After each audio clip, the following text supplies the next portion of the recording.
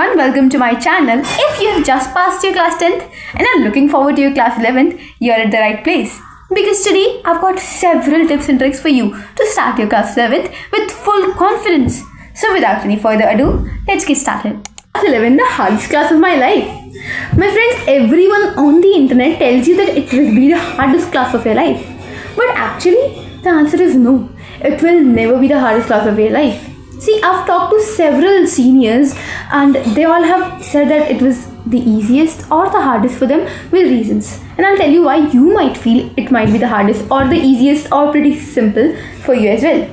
See, different subjects. Several people tell you that it will be a new realm for you. You will be introduced to several new subjects, unknown subjects, and they expect you to master them within 1 year. But when you look at it, if you are actually interested in what you're doing, if for example you choose science, if you're actually interested in studying physics, chemistry, bio, maths, whatever, then it will never be hard for you. It will be interesting. It will increase your curiosity within the subject, and it will just feel more challenging, not hard. Again, if you're able to solve the questions, if you understand the concepts, if you're able to solve the case studies, the PYQs, then it's not hard for you. It is just new. It is very much important to understand that it is just new. It is not hard. It is new.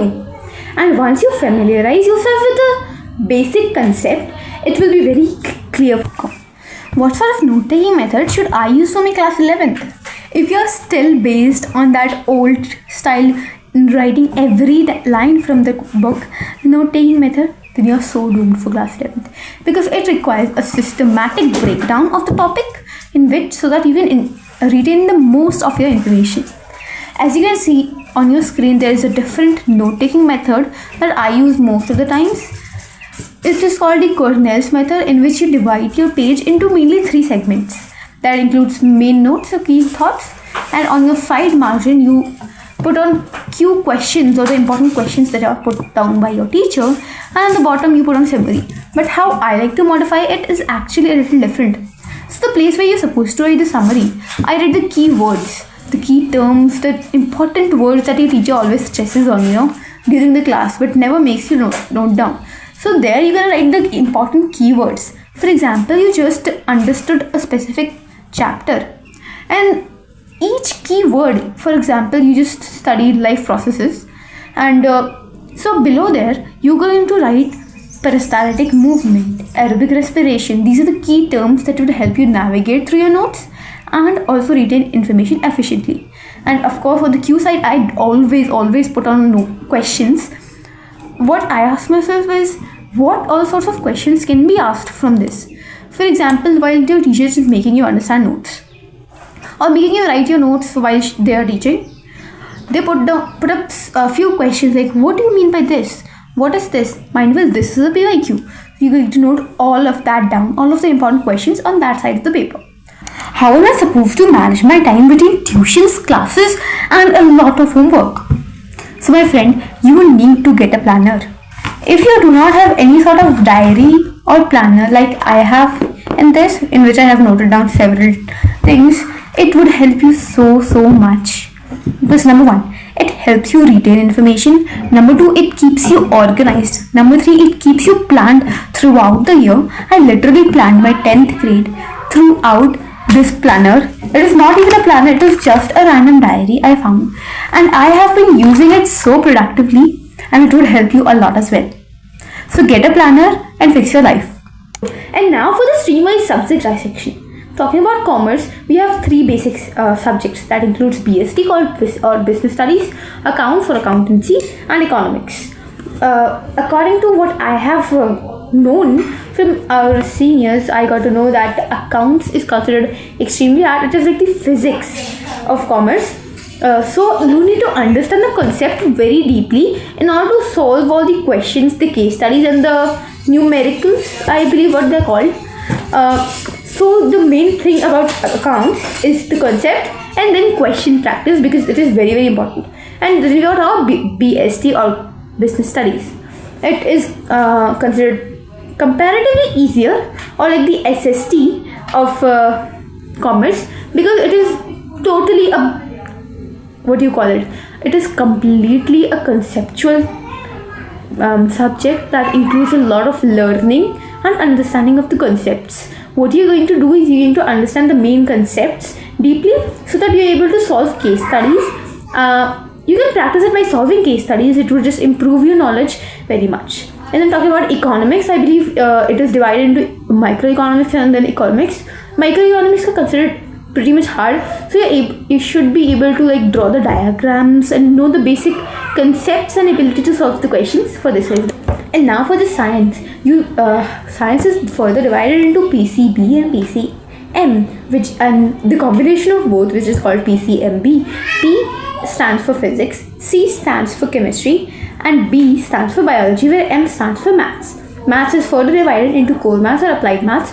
Core maths is basically the concepts and of course the numericals as well. But when you go for applied maths, it includes chapters like application of trigonometry, like using them in real life situations. What I would recommend to science students would be to understand the concept deeply, ability to solve questions.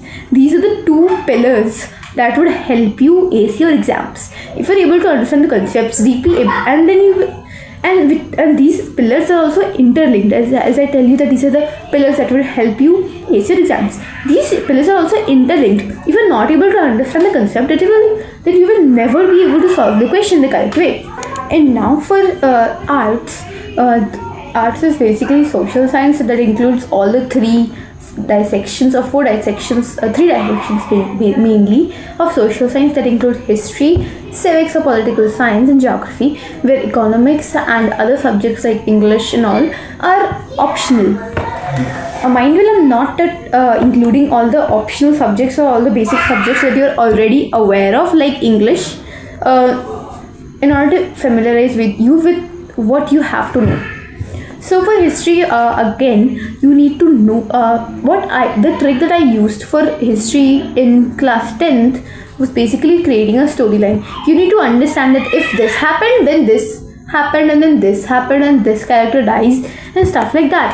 For example, if I take the example of chapter 1 of 10th, history is nationalism in Europe, we talk about how there was a French Revolution, and then we had Napoleon, and he lost in the War of Waterloo, and then conservatives came into power, and then they lost, and then there was liberals uprising. There was liberal uprising in Germany, there was liberal uprisings in all across the world, and that is how you connect the story. So what I am going to suggest you is you must get a notebook. For example, you make all sorts of notes in your history notebook. What you're going to do, you're going to on the last page, when you finish the notes for each chapter, you're going to get a page and you're going to write the storyline. Like I told you, for example, chapter, if we take nationalism in Europe, just as I told you, you're going to write French Revolution related ideas, French Revolution related ideas in the reign of Napoleon. And this way you're going to easily ace history, and then using these you're going to understand the basics, and then you're going to solve the questions. And geography, it is a very conceptual question. It has lots and lots of facts. Unlike history, you cannot really remember it using a storyline. You need to know, or you need to understand what is being taught, because it is pure facts. Mostly it is pure facts. And political science, it is very much related to around you, the things that are around you. And if you feel interested in learning about that, then it will be a great subject for you to learn. So that's it for the video. If you feel that anything I have missed out or want me to make a video on, feel free to comment. Till then, take care. Bye.